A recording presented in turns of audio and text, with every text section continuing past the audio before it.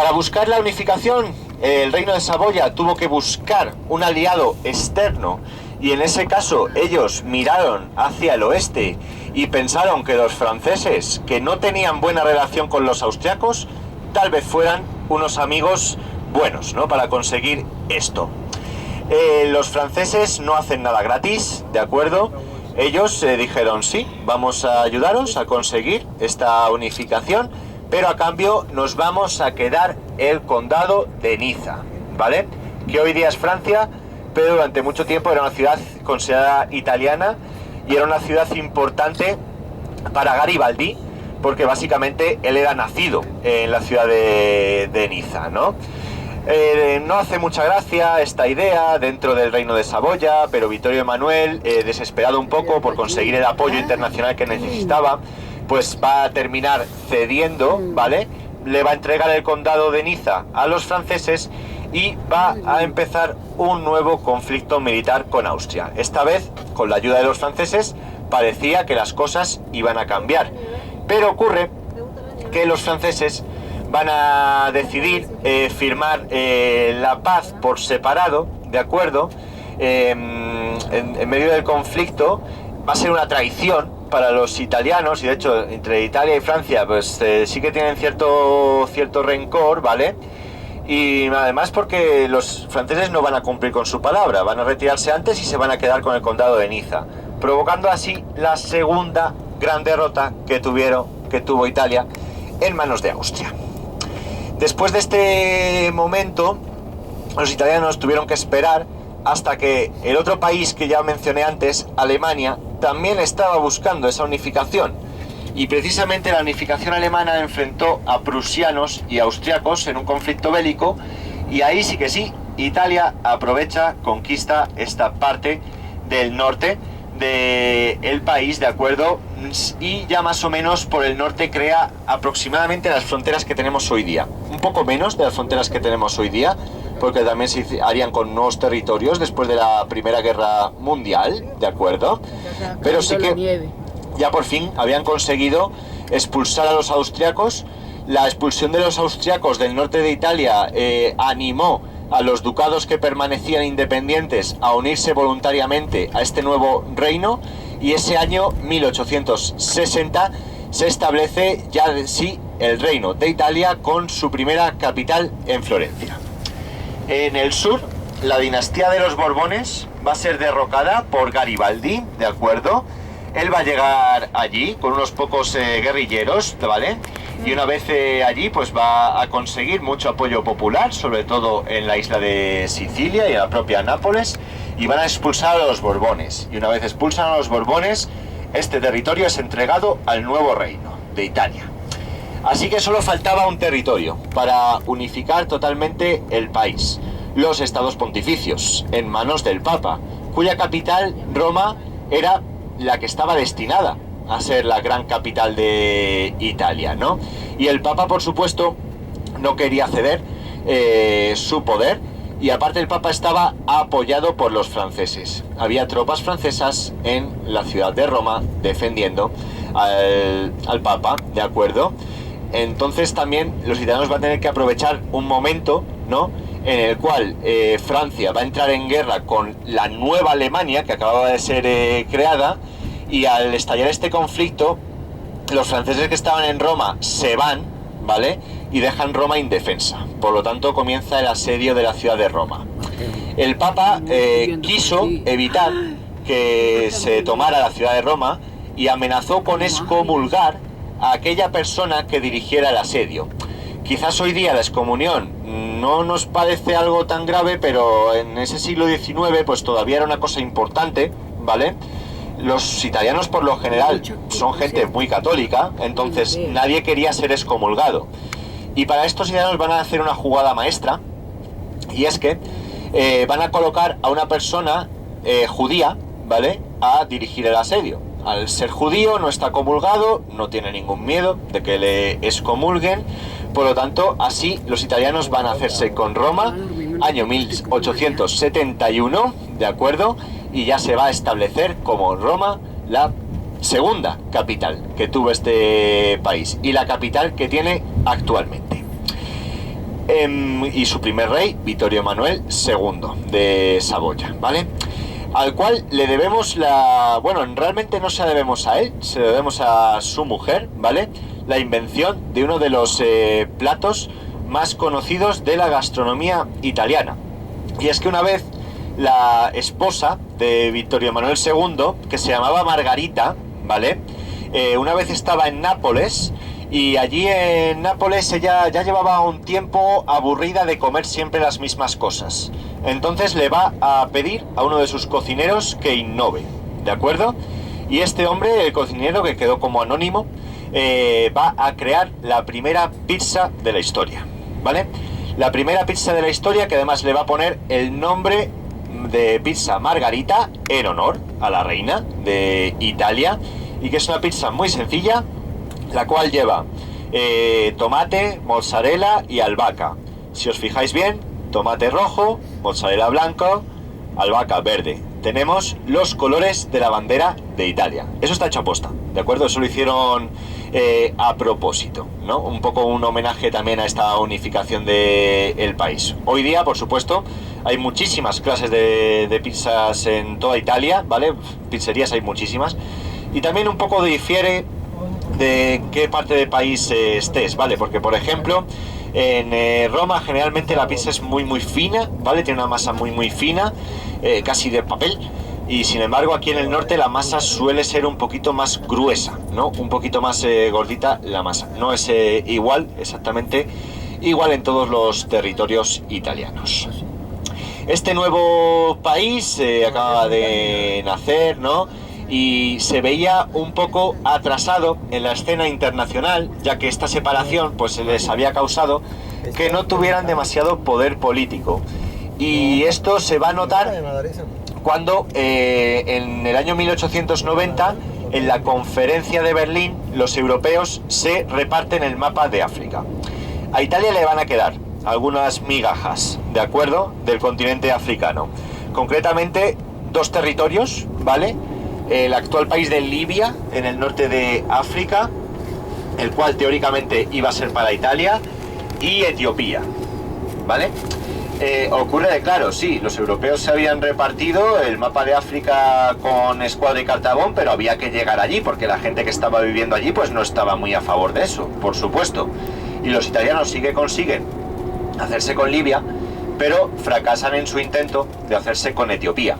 De hecho, Etiopía durante todo el periodo colonial europeo en África va a ser el único país que va a permanecer independiente, ¿de acuerdo? El único país africano que va a permanecer independiente, que no va a ser podido tomar por los italianos. A todo esto, también la toma de Roma por parte de este nuevo reino supuso la ruptura de relaciones, ¿de acuerdo?, entre la propia Iglesia Católica e Italia. Y esas relaciones no se volvieron a retomar hasta el año 1929, en la época ya de Benito Mussolini. Esta repartición de África pues fue una de las causas del comienzo de la Primera Guerra Mundial, como ya sabemos, ¿de acuerdo? Y en esta Primera Guerra Mundial se formaron antes de la guerra unas alianzas, ¿vale? Y teóricamente italianos y alemanes formaban parte del mismo equipo, podríamos decir. Pero sin embargo, cuando empieza la guerra, año 1914, Italia se queda un año neutral, ¿vale? Queda un año sin participar. Desde Alemania le estaban pidiendo a los italianos que participaran, que mandaran tropas a la frontera con Francia para luchar, ¿no? Pero en 1915 Italia entra en el bando contrario, ¿vale? Traicionaron los italianos a sus aliados alemanes. Y lo van a hacer porque en el bando de los alemanes estaban los austriacos, ¿de acuerdo? Y todavía había alguna zona del país, ¿de acuerdo?, que seguía en manos de Austria, ¿no? Entonces esa mala relación que tuvieron austriacos e italianos va a estallar en esa Primera Guerra Mundial. Italia va a ser uno de los países que va a participar, ¿no? Y va a estar en el bando ganador, en este caso, de la Primera Guerra Mundial. Pero esto no le va a servir de mucho, porque sí que es cierto que le van a entregar algunos territorios, como el Trentino o la zona de Trieste, ¿vale?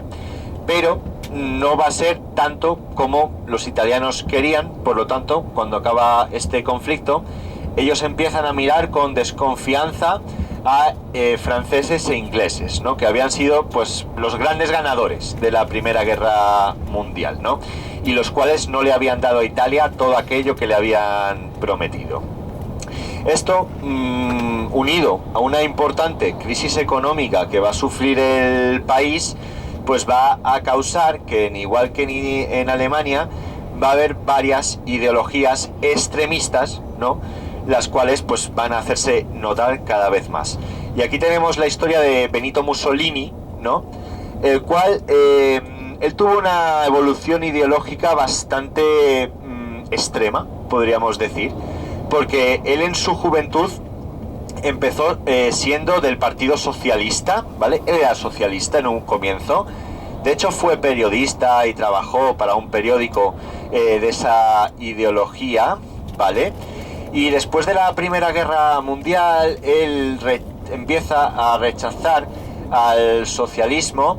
Él junta un grupo de antiguos exmilitares que estaban descontentos con la paz que se había firmado y descontentos con el gobierno italiano, y este grupo se va a llamar los Faccio di Combattimento, ¿de acuerdo? Como digo, formado en un principio por exmilitares, ¿de acuerdo?, veteranos de la Primera Guerra Mundial, y que es el origen del partido fascista, ¿no? El cual Mussolini pues va a ser el que lidere.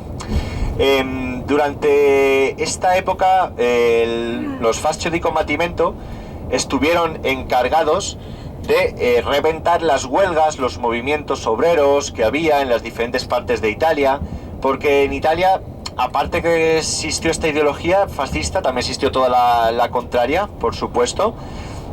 Y bueno, pues la mala situación económica y la mala situación de los trabajadores del país pues hizo que se convocaran muchísimas huelgas, y Mussolini y sus matones básicamente se encargaban de reventar las huelgas de manera violenta, ¿de acuerdo? Era una persona bastante violenta.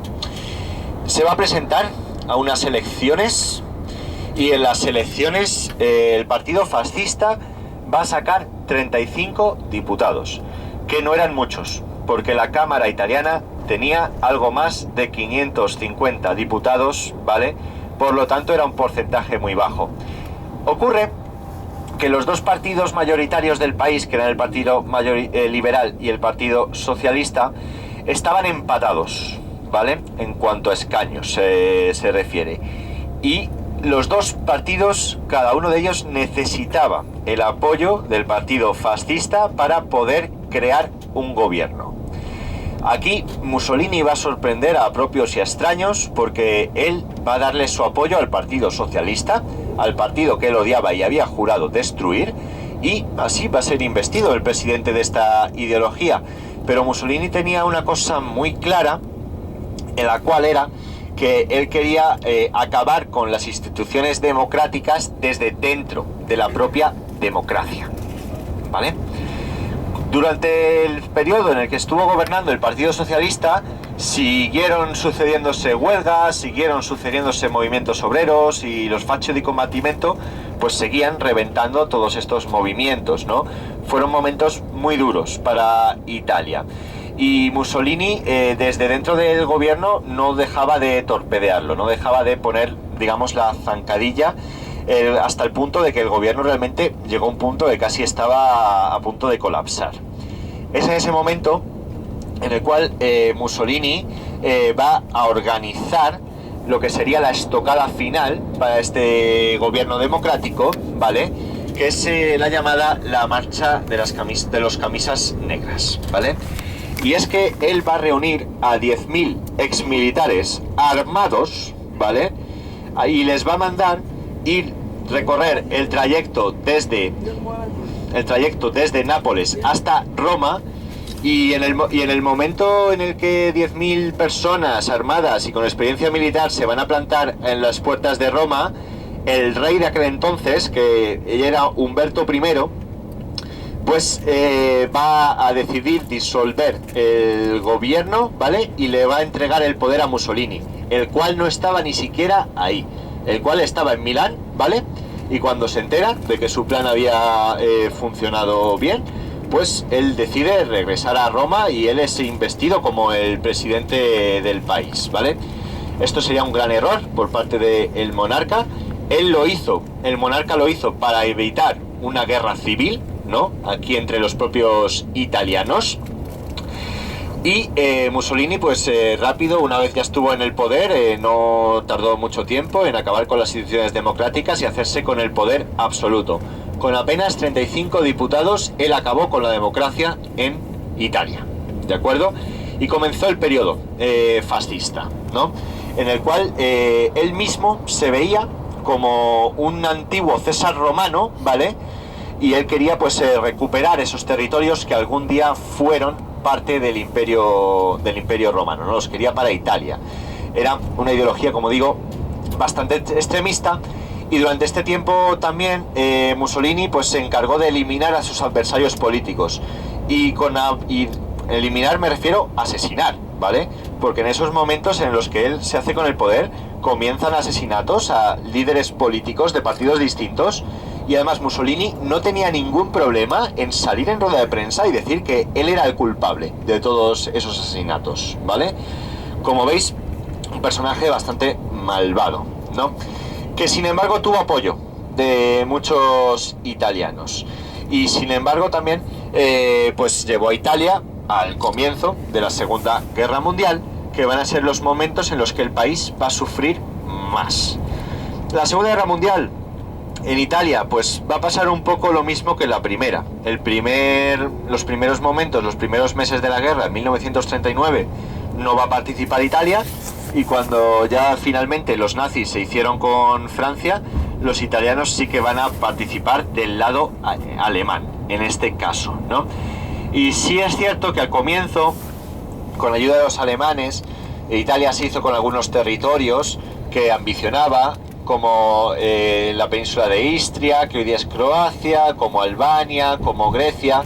Pero también es cierto que a partir del año 1943 las cosas van a cambiar. Y va a comenzar una invasión por parte de los aliados, que van a comenzar la invasión por el sur del país, ¿vale? Por la isla de Sicilia, con la intención de llegar a dominar el resto de Italia.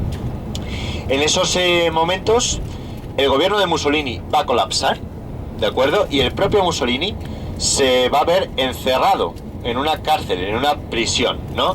Y para ayudar a su amigo, Adolf Hitler, invade Italia por el norte. Entonces Italia se ve realmente invadida por los dos bandos. Se ve invadida por los aliados por el sur y por las potencias del eje por el norte, ¿no? Y esto va a terminar provocando una propia guerra civil entre los propios italianos, ¿no? Dentro de la Segunda Guerra Mundial, entre aquellos que apoyaban al dictador y entre aquellos que estaban en contra suya, que se les conoce como los partisanos. Es muy conocida una canción que es el Bella Ciao, ¿no? Seguramente la habéis oído más de una vez porque se popularizó mucho hace unos años con la serie española La Casa de Papel. Si lo habéis visto, lo habéis escuchado seguro, ¿vale? Y esa canción era la canción que una de las canciones bélicas que los partisanos, los que estaban en contra de Mussolini, cantaban. Básicamente esa canción nos habla de un hombre que ve como su país es invadido por los alemanes y decide coger un fusil y luchar contra estos invasores. Y en la misma canción, que es una canción bastante bonita, pues él dice que si él muere en la batalla, que le tienen que enterrar en un monte debajo de una flor para que todo el mundo, cuando vea esa flor, grite libertad, ¿vale? Esa es una estrofa literal, traducida por supuesto, de la canción del Bella Ciao, que os digo, es una canción política, no la pongáis en Italia en ningún lado, ¿de acuerdo? Porque es una canción política, como digo. Hoy día pues hay gente que está en contra de eso, ¿vale? Y no sabéis nunca quién está al lado vuestra. Entonces es posible que si ponéis esa canción, ya le pasó a algunas personas de mis grupos, pues que algún italiano que no esté muy a favor de eso os diga algo, ¿vale? Entonces es una canción que por favor no pongáis en público. Si queréis escucharla, muy bien, ¿vale?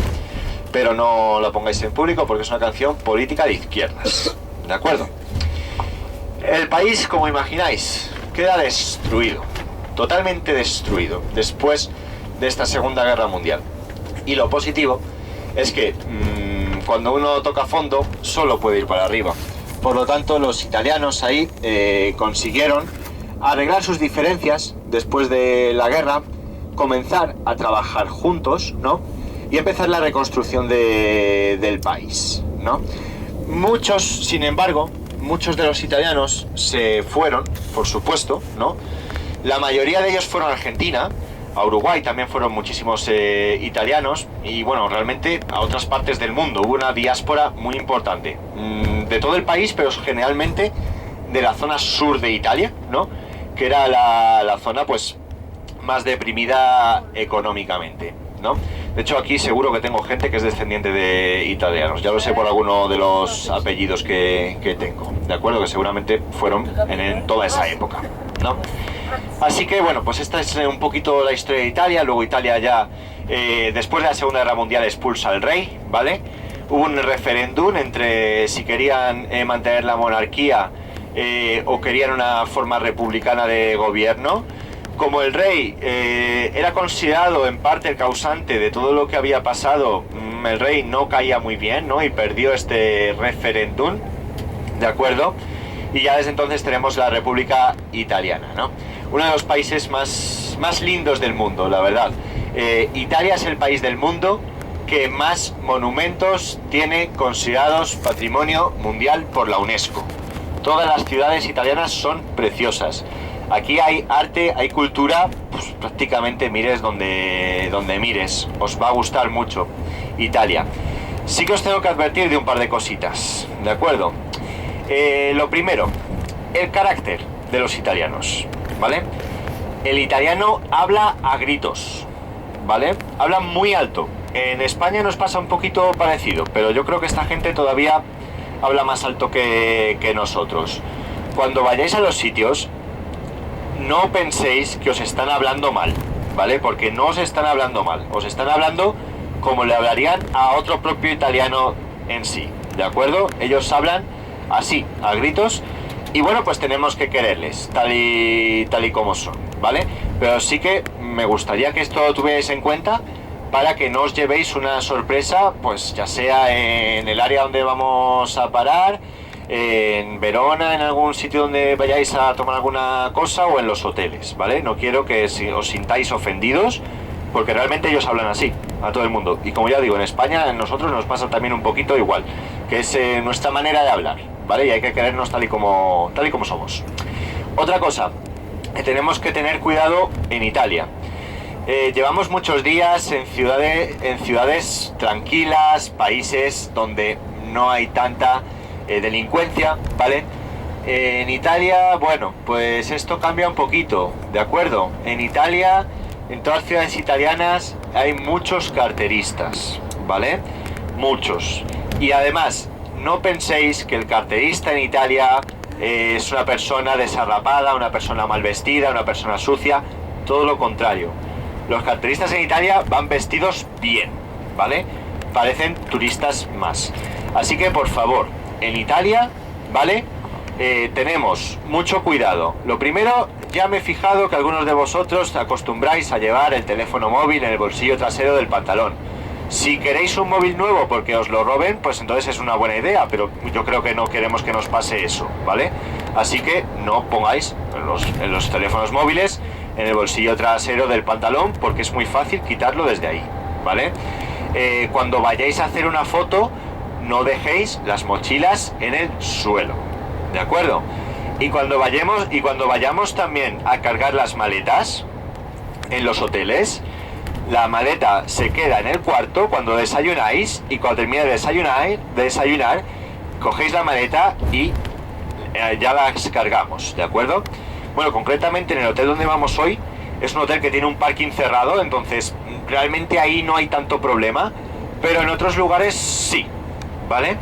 Y ya os digo, la costumbre esa de dejar las maletas en la recepción cuando estamos desayunando es una mala costumbre, porque entra cualquiera por la puerta, coge una maleta, se va, y es muy sencillo, de verdad que es muy sencillo robar una maleta de ese modo. Así que en Italia, por favor, las maletas en las habitaciones hasta que desayunéis, ¿vale? Desayunáis, subís a por la maleta, y ya la bajáis y la cargamos al autobús. Pero esto hay que tenerlo muy en cuenta, ¿de acuerdo? Y lo último que os advierto en cuanto a Italia es que en Italia, bueno, Italia es un país también conocido por los coches, porque tienen muchísimas marcas propias muy conocidas, algunas muy caras, como Ferrari, Lamborghini, por ejemplo, y otras pues más humildes, como pueden ser Fiat, ¿no? Sin embargo, pese a que es uno de los países con más producción automovilística de Europa, es un país donde la gente no sabe conducir bien, ¿vale? Los italianos conducen como locos. Tenéis que tener mucho cuidado, ¿vale? Cuando vayáis a cruzar una calle, hacedlo siempre por el paso de los peatones, ¿vale? No crucéis a las bravas, porque además aquí en Italia existe una ley en la cual si alguien es atropellado fuera del paso de peatones, la culpa la tiene el atropellado y no el atropellador, ¿vale? Entonces, para evitar accidentes, esperamos a que los semáforos se pongan en verde, ¿de acuerdo? Y se cruza siempre por los pasos de peatones, ¿vale? Si seguís estas advertencias, vais a disfrutar mucho de este país, porque realmente es un país maravilloso, que yo creo que todos bueno, yo ya lo conozco, ¿no? Pero yo creo que todos estáis deseando conocerlo, porque la verdad que es de esos países que uno tiene que visitar una vez en la vida, porque conociendo al final la cultura italiana, sobre todo la cultura romana, pues uno aprende mucho de uno mismo, ya que al final es el origen de toda la civilización occidental, ¿no? Sobre todo la ciudad de Roma, por supuesto, pero también el resto del país, ¿vale? Así que chicos, continuamos nuestro viaje, ¿de acuerdo? Nos quedarán, déjame mirar cuánto nos queda hacia el lugar donde vamos a parar. Nos quedan 64 kilómetros, ¿vale? Al área de servicio donde vamos a parar. Allí vamos a hacer una paradita para comer, que pararemos 1 hora. Y desde ahí ya nos vamos a ir a Verona, ¿de acuerdo? Y ya una vez en el camino entre la parada y Verona, ya me encargo de todos los cobros, ¿vale? Tanto de los impuestos como de las opcionales, ¿vale? Ya lo dejamos para ese momentito. Espero que os guste mucho Italia. A mí personalmente me gusta mucho, como yo creo que habéis podido comprobar, ¿no? Es un país maravilloso, y lo bueno que ya estamos en el sur de Europa. Ya los baños son gratis en las áreas, ¿vale? No en todos los sitios, pero las áreas son gratis, la comida es mejor, hasta la gente, tanto los chicos como las chicas, son más guapos aquí que en otros países. Así que yo espero que os guste mucho Italia, ¿vale? Unos 60 kilómetros y paramos, ¿de acuerdo?